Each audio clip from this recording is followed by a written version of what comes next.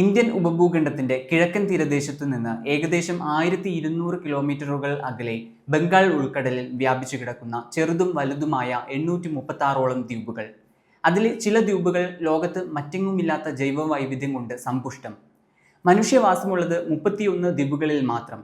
പറഞ്ഞു വരുന്നത് ആൻഡമാൻ നിക്കോബാർ ദ്വീപ സമൂഹത്തെക്കുറിച്ചാണ്. ഈ ദ്വീപ സമൂഹത്തിന്റെ തെക്കേ അറ്റത്തുള്ള ഗ്രേറ്റ് നിക്കോബാർ ദ്വീപ് ഇപ്പോൾ വലിയ ചർച്ചാ വിഷയമായിരിക്കുകയാണ്. കേന്ദ്ര സർക്കാർ നടപ്പാക്കാൻ ഉദ്ദേശിക്കുന്ന ഗ്രേറ്റ് നിക്കോബാർ പ്രൊജക്ട് എന്ന ഒരു വമ്പൻ പദ്ധതിയാണ് അതിന് കാരണം. അതിനെതിരെ പ്രതിപക്ഷത്തു നിന്നും പരിസ്ഥിതി മനുഷ്യാവകാശ പ്രവർത്തകരിൽ നിന്നും ശക്തമായ പ്രതിഷേധമാണ് ഉയർന്നു വരുന്നത്. എന്താണ് ഗ്രേറ്റ് നിക്കോബാർ പ്രൊജക്ട്? എന്തുകൊണ്ടാണ് ഈ പദ്ധതിക്കെതിരെ വലിയ എതിർപ്പുകൾ ഉയരുന്നത്? നമുക്കാദ്യം ഗ്രേറ്റ് നിക്കോബാർ പ്രൊജക്റ്റിലൂടെ എന്തൊക്കെയാണ് മോദി ഗവൺമെന്റ് നടപ്പാക്കാൻ ഉദ്ദേശിക്കുന്നത് എന്ന് നോക്കാം. ആകെ 4 പ്രധാന പദ്ധതികളാണ് പ്രൊജക്റ്റിലുള്ളത്. ഒരു ഇന്റർനാഷണൽ കണ്ടെയ്നർ ട്രാൻസ്ഷിപ്മെന്റ് ടെർമിനൽ, അതിനോടനുബന്ധിച്ച് 450 മെഗാവാട്ട് ശേഷിയുള്ള ഒരു ഗ്യാസ് സോളാർ പവർ പ്ലാന്റ്, ഒരു ഇന്റർനാഷണൽ എയർപോർട്ട്, പിന്നെ ഒരു ടൗൺഷിപ്പ്. ഇവയൊക്കെയാണ് ആ 4 പദ്ധതികൾ. ഈ 4 പദ്ധതികളിൽ ഏറ്റവും പ്രധാനപ്പെട്ടത് deep water international container transshipment terminal ആണ്. നമ്മുടെ വിഴിഞ്ഞം തുറമുഖം ഇത്തരത്തിലുള്ള ഒരു ട്രാൻസ്ഷിപ്മെന്റ് ടെർമിനൽ ആണ്. മിക്കപ്പോഴും മറ്റു രാജ്യങ്ങളിൽ നിന്ന് വലിയ തോതിൽ ചരക്ക് കൊണ്ടുവരുന്നത് ഭീമൻ കപ്പലുകളിലാണ്. തീരത്തിനടുത്ത് കടലിൽ നിന്ന് തന്നെ ചരക്കുകൾ വലിയ കപ്പലിൽ നിന്നും ചെറിയ കപ്പലുകളിലേക്ക് മാറ്റാൻ സൗകര്യമുള്ള തുറമുഖങ്ങളാണിവ. തുറമുഖ തീരത്തെ കടലിന്റെ ആഴമാണ് ചരക്ക് കൈമാറ്റം സുഗമമായി നടത്താൻ സഹായിക്കുന്നത്. നിക്കോബാറിലെ ഗലാത്തിയൻ തീരത്ത് കടലിന് 20 മീറ്ററിൽ കൂടുതൽ ആഴമുണ്ട്. ഇത് ട്രാൻസ്ഷിപ്മെന്റ് ടെർമിനൽ നിർമ്മിക്കാൻ ഉചിതമാണെന്ന് സർക്കാർ പറയുന്നു.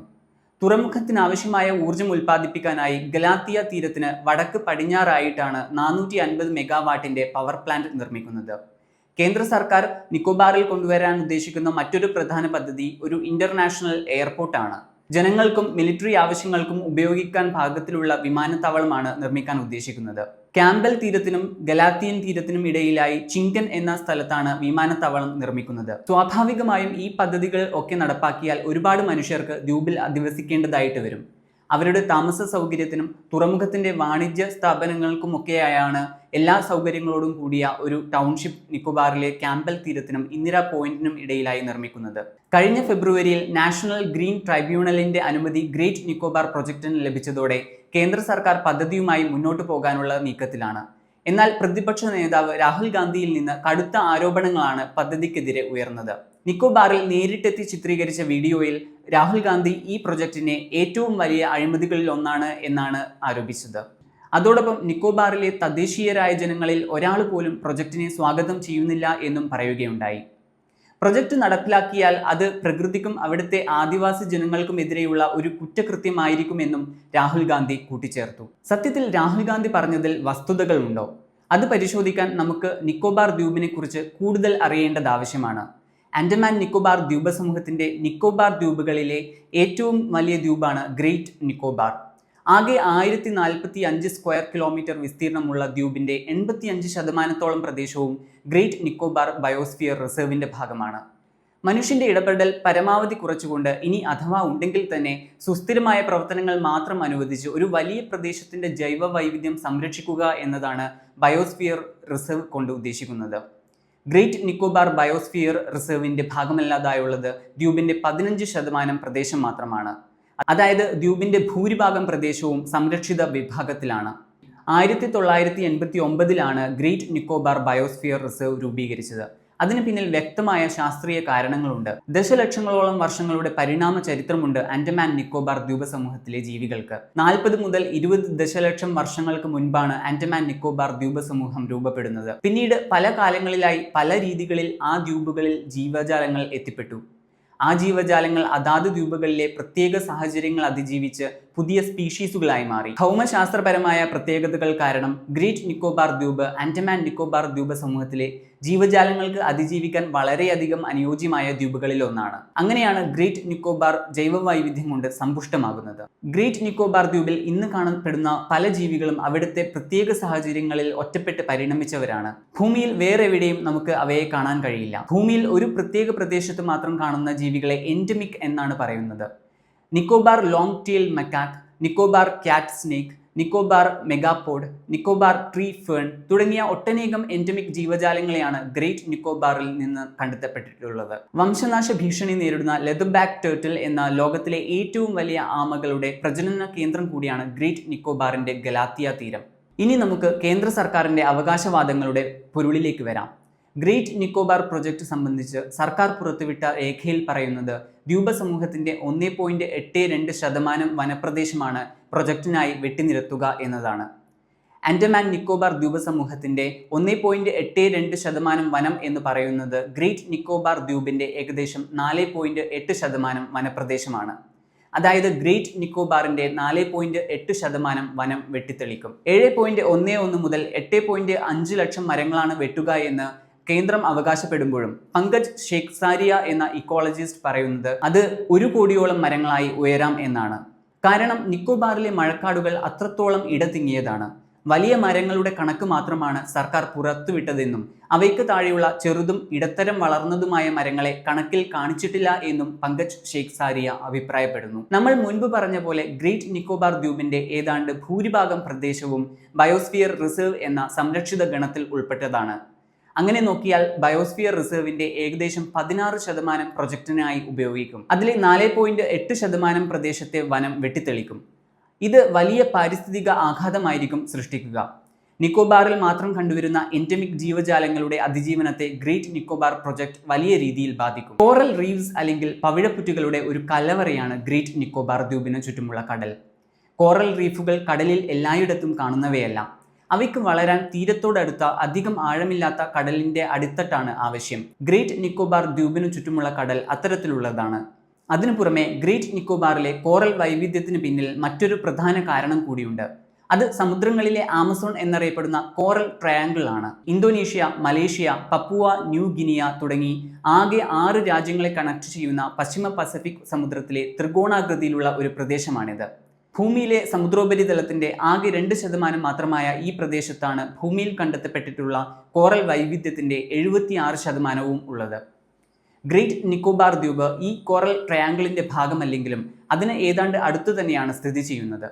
സമുദ്രജല പ്രവാഹത്തിലൂടെ കോറൽ ട്രയാങ്കിളിൽ നിന്നും ഒഴുകിവരുന്ന കോറൽ ലാർവകൾ ഗ്രേറ്റ് നിക്കോബാറിന്റെ തീരദേശ കടലിൽ അടിയുകയും അവിടെ വളരുകയും ചെയ്യുന്നതാണ് ഗ്രേറ്റ് നിക്കോബാറിൽ ഇത്രത്തോളം കോറൽ വൈവിധ്യം ഉണ്ടാകാൻ കാരണം. ഇന്ത്യയിൽ മൊത്തത്തിലുള്ള ഹാർഡ് കോറൽസ് എന്നറിയപ്പെടുന്ന പവിഴപ്പുറ്റുകളുടെ 47% സ്പീഷീസുകളും ഗ്രേറ്റ് നിക്കോബാർ ദ്വീപിലാണ് കാണപ്പെടുന്നത്. ഹാർഡ് കോറൽസിന്റെ ഒരു പ്രത്യേകത എന്തെന്നാൽ അവ കടലിലെ മറ്റു ചെറു ജീവജാലങ്ങൾക്കുള്ള വാസസ്ഥലം കൂടിയാണ്. അതായത് കടലിലെ ഒരു പ്രദേശം ഹാർഡ് കോറലുകൾ കൊണ്ട് സമ്പുഷ്ടമാണെങ്കിൽ അത് ക്രമേണ മറ്റനേകം ചെറു കടൽ ജീവികളുടെ ആവാസ സ്ഥലമായി മാറും. അതിനൊപ്പം ചെറു കടൽ ജീവികളെ ഭക്ഷിക്കുന്ന വലിയ കടൽ ജീവികളും അവിടെ എത്തും.